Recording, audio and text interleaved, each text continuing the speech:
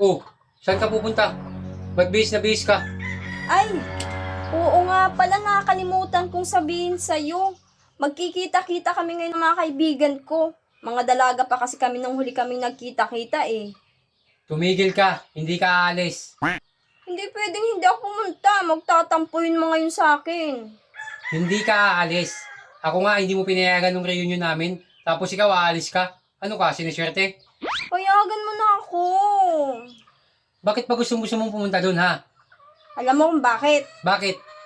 Kasi ibabalita ko sa kanila na ang gwapo-gwapo ng napangasawa ko.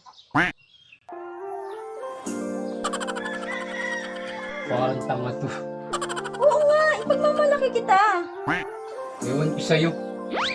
Sige na nga, pumunta ka na doon. Ay, teka. May pera ka ba? Wala nga eh. Oh, ito. 5K. Libre mo sila, ha?